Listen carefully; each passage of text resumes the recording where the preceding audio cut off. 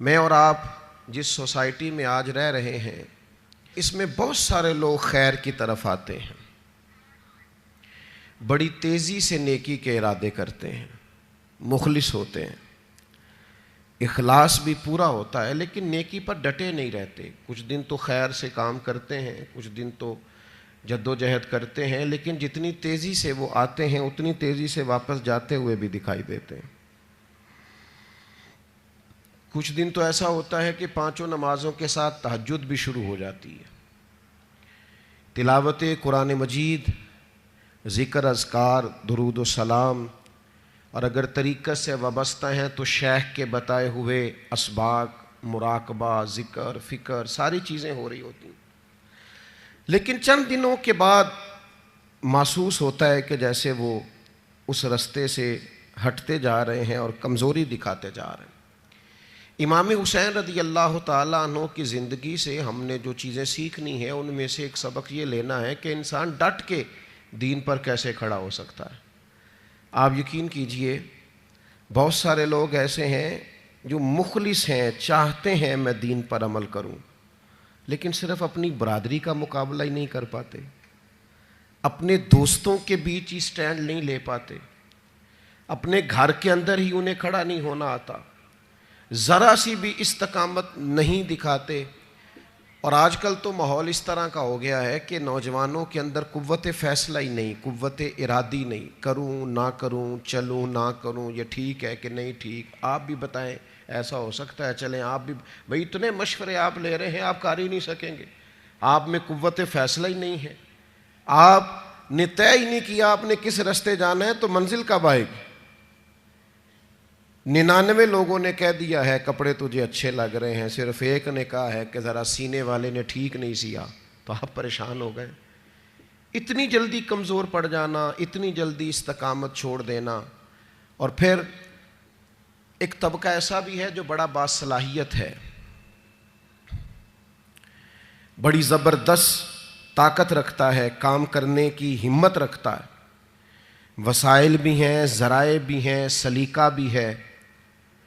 شعور بھی ہے، نہیں ہے تو استقامت نہیں ہے۔ چونکہ استقامت نہیں ہے تو ساری صلاحیتیں ہونے کے باوجود وہ لوگ کبھی کامیاب نہیں ہو سکتے، کیونکہ ان کے پاس استقامت ہی نہیں ہے۔ اللہ تعالیٰ نے قرآن مجید کے اندر اس بات کو بیان فرمایا ان الذین قالوا ربنا اللہ ثم استقاموا۔ یہ قرآن مجید کا ذرا انداز کریمانہ دیکھیے، فرمایا بے شک وہ لوگ جنہوں نے کہا اللہ ہمارا رب ہے، ثم استقاموا، پھر وہ ڈٹ گئے، جم گئے اس بات پر اللہ ہمارا رب ہے، پھر اس پہلو پر پورے طور پر وہ کھڑے ہو گئے، تو یا اللہ انہیں کیا ملے گا؟ فرمایا تتنزل علیہم الملائکہ، ہم ان کی مدد کے لیے فرشتوں کا نزول فرما دیں گے،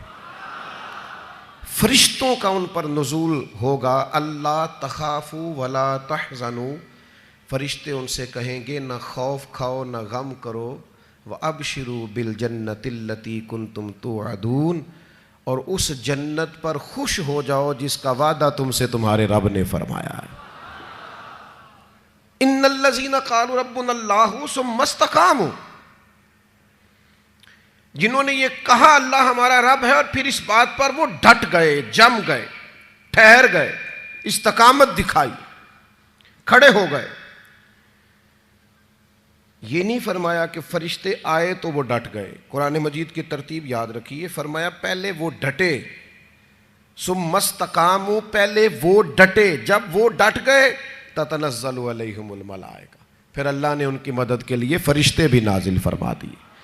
پہلے تمہیں ڈٹنا ہے، فرشتے بعد میں آئیں گے، تمہیں ایک دفعہ ڈٹ کے دکھانا ہے کہ ہم ڈٹ گئے، ہم کھڑے ہو گئے، پھر فرشتے آئیں۔ ویسے تو علماء تفسیر اکثر نے یہی لکھا ہے کہ یہ جو فرشتے آتے ہیں نا مومنوں کے پاس، یہ موت کے وقت آتے ہیں،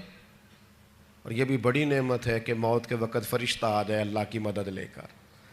یہ فرشتے قبر میں آتے ہیں، یہ فرشتے میدان محشر میں آئیں گے، یہ مومن کے پاس آتے ہیں، خوشخبری سنانے آتے ہیں فرشتے۔ لیکن صاحب تفسیر روح المعانی فرماتے ہیں نہیں بھائی، صرف قبر حشر اور قیامت میں نہیں آتے، یہ زندگی میں بھی آتے ہیں۔